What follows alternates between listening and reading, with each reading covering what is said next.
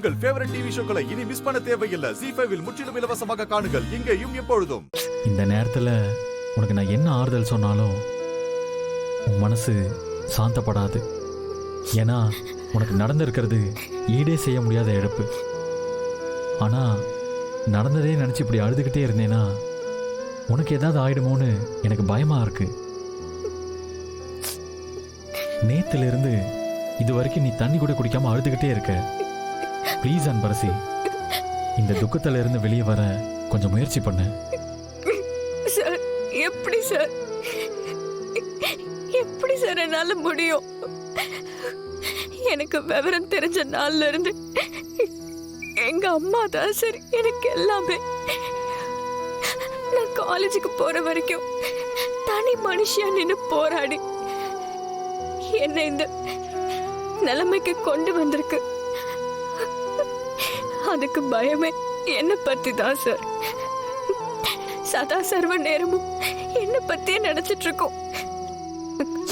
ஒரு நல்ல சேலை கட்டினதில்ல, நல்ல சாப்பாடு சாப்பிட்டதில்ல. யாரு கேட்டாலும் எல்லாம் என் பொண்ணுக்காக தானே சொல்லி உழைச்சுக்கிட்டே இருக்கும். அதுக்கு இப்படி இப்படி ஒரு சாப வரணுமா சார்? கொஞ்சம் கூட இறக்கமே இல்லாம எப்படி சார் அது குத்தி கொன்னாங்க? எனக்கு எங்க அம்மா செத்துருச்சுங்கிறத இப்ப கூட நம்ப முடியல சார். எங்கேயோ ஊருக்கு போயிருக்கு, வந்துருன்னு தான் ஒரு பக்கம் தோணுது. ஆனா எங்க அம்மா என்ன நிரந்தரமா விட்டுட்டு போயிடுச்சு சார். இனிமே நான் அது எப்படி சார் பாப்பேன்? அது குரலை நான் எப்படி கேட்பேன்?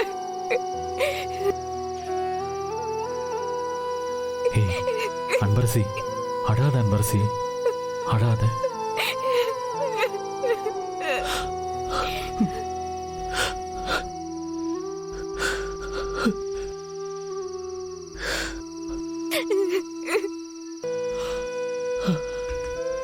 சந்திரா, இந்த நேரத்துல நீ தான் தைரியமா இருக்கணும். அவளுக்கு ஆறுதல் சொல்ல வேண்டிய நீயே இப்படி கலங்கி நின்னா எப்படிப்பா? அம்மா, என்னால முடியலம்மா. என் குட்டிமா பாவம்மா. கொஞ்ச நாள் கூட அப்பா அம்மான்னு 2 பேர் கூடவும் சேர்ந்து இருக்கிற பாக்கியமே இல்லாத துரதிருஷ்டசாலிம்மா என் பொண்ணு. சந்திரா, நடந்ததை இனிமே நம்மளால மாத்த முடியாது. ஆனா அன்பரசியை சந்தோஷமா வச்சுக்க வேண்டியது நம்மளோட கடமை. கஸ்தூரியும் அதைத்தான் விரும்புவா. நீ கண்ணை தொடச்சிட்டு வந்து அன்பரசியை சமாதானப்படுத்து. வா வா. ZEE5 ஆப்பை டவுன்லோட் செய்து அனைத்து எபிசோடுகளையும் இலவசமாக பாருங்க.